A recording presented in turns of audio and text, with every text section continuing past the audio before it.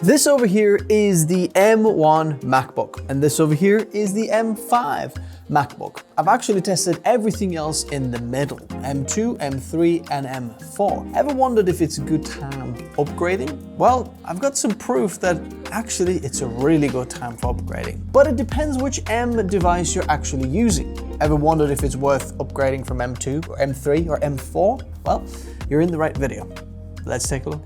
Now we're taking a look at power consumption first, and you might be thinking, why is that important? Well, if you just push more power through different generations, then obviously you're gonna get better performance because there's more power.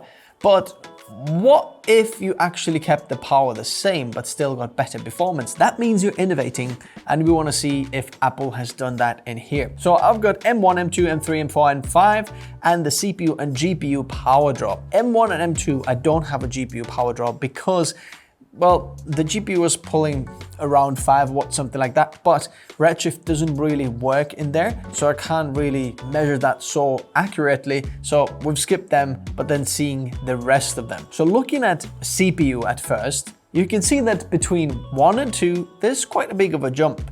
Between M2 and M3, there's hardly any difference, which is interesting. M3 and M4, you've got a bit of a jump as well, from 19 to 22 watts, and then from M4 to M5, we've got 22 to 26 watts. So as you can see, Apple is pushing more and more power. On the GPU side, the M3 is pulling around 6 watts, and then M4 and M5, I'm seeing exactly the same 9 watts being pulled, which is very interesting. So remember this chart now when we're going to the next ones, because then you can actually see or understand if they've innovated or if they've just pushed more power through. Cinebench R24, so this is single and multi-core scores, and how good is it? So looking at the single core scores, from M1 to M2, we're getting about 10%, and then roughly about the same, 10 to 15% to M3, and then M4 and M5. Interestingly, from M1 to M5, we've almost doubled the single core score. In multi-core score, that's interesting now. So looking from M1 to M2, there's quite a big jump. From M2 to M3,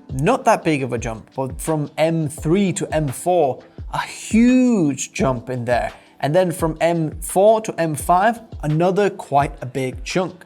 If you look in M5 and then M1 performance difference, it's more than double the performance. It's almost 2.5 times the multi-core performance, which is pretty insane. And if you're wondering which is double the performance, then we're getting roughly about double the performance from M2 to M5. Moving on to Geekbench 6, which is a similar CPU different benchmark. And here we're seeing kind of the same steps as before.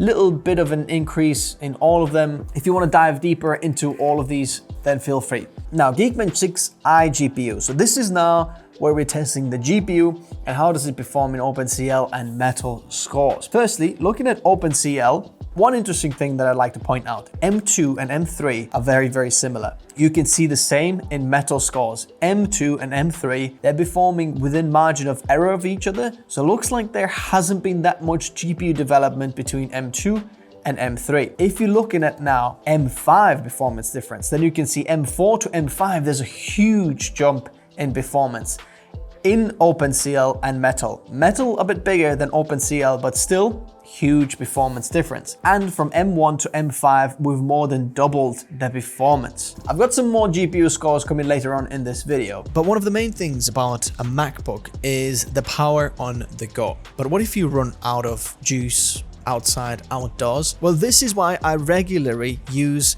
Anker Prime power banks. This is Anker Prime Power Bank, and it's one of the best smart power banks you can buy. It supports up to 300 watts power delivery and up to 250 watt dual port recharging, allowing you to charge a device fully very quickly. One of my favorite features is the display and monitoring your input and output, knowing how fast you charge your devices, which you can also do on the app.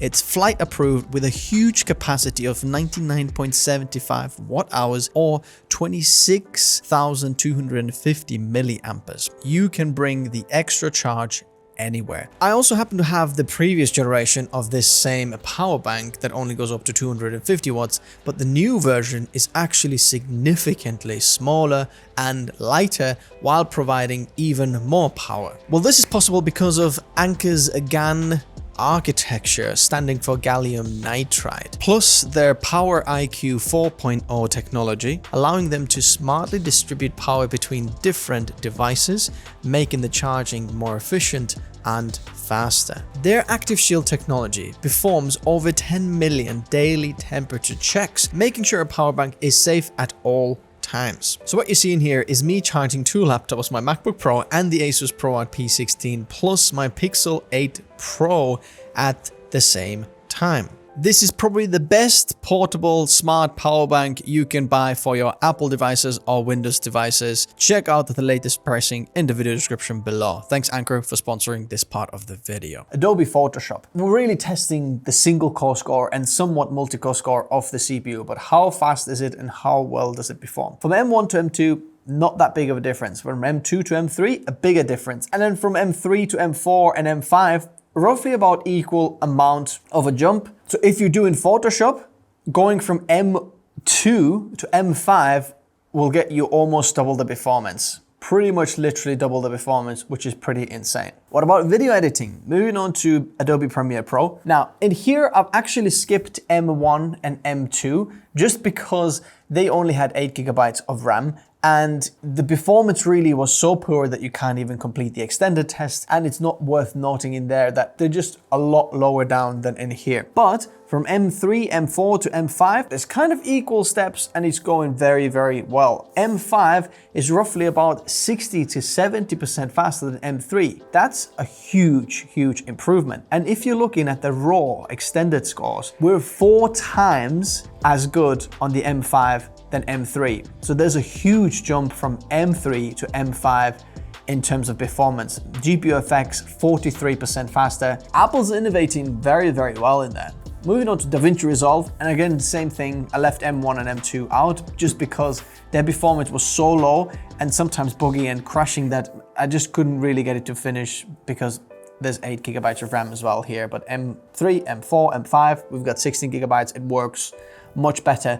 But here we're seeing a very interesting thing. From M3 to M4, there is this much difference between the video editing performance here. But from M4 to M5, huge difference. Can you see the big jump there? We're about 40 to 50% faster from M3 to M5. That is absolutely amazing. And now, if you're looking at the AI or Fusion scores, there's 50 to 60% faster scores compared to the M3. That's pretty insane performance development. Partly because Apple has actually put neural engine clusters kind of onto their GPU cores, so it accelerates AI scores. So when coming from M3 or M5, there hasn't been that big of a difference, especially if you're looking at the AI scores. But now M5 has a huge boost in AI scores just because they've done that. Even the GPU scores are almost 50% faster. Now going to Blender, and this is CPU rendering, Blender 4.5. And here we see an interesting thing again. The M1 to M2, there's small margin. And if you're looking at the junk shop scene, the M1 and M2 just didn't like that well. For some reason, this didn't quite perform well in there, a lot lower than M3, M4, and 5. But then looking at the steps going from M1, M2, M3, if you look monster and classroom scenes, there's a little bit of an increase. But then you see a massive increase between 3 and 4. So between yellow and green charts, there is a lot bigger jump in there. And the M5, again, innovates quite a bit, especially in the monster scene. But from M1 to M5, we're getting more than double the performance, which is absolutely amazing to see. And then looking at the GPU, exactly the same thing. But in here, I've also skipped out M1 and M2 GPU, but gone to M2 Pro, and then M3, M4, and M5. So look at that. The M2 Pro is very, very similar to M3. So M3 is performing slightly better than M2 Pro, and M2 Pro has better GPU scores. But interestingly now,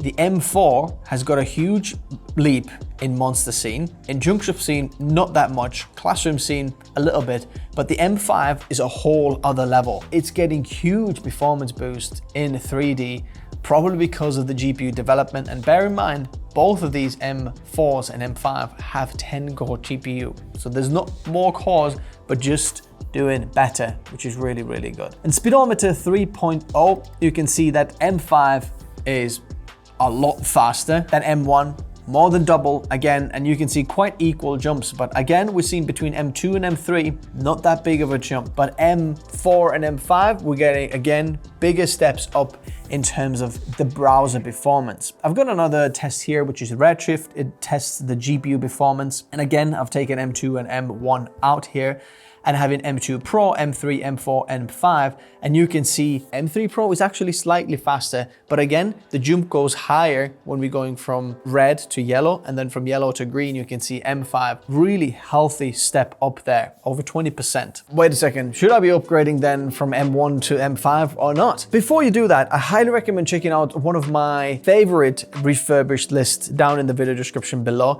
where you can find some really good deals on some of the older devices and decide if that is good for you. If you want to get the brand new M5 device, then through my links in the video description below, you should be able to get it cheaper than what Apple is offering it currently. So $1,600 for the MacBook Pro, you should be getting it cheaper. Go check it out. If you're coming from M1, you're getting more than double the performance going to M5. But also coming from M2, you're getting pretty much double the performance as well. So from M1 to M2 to M5, that is a huge upgrade if you want to do that. But obviously, depends what you're doing. Especially if you're doing any AI or GPU workload, the M5 is a whole other level. Let me know if you're upgrading, what you're using, and where you're upgrading from. Thanks guys for watching. If you enjoy content like this, consider subscribing, and I'll see you in the next video. Bye-bye.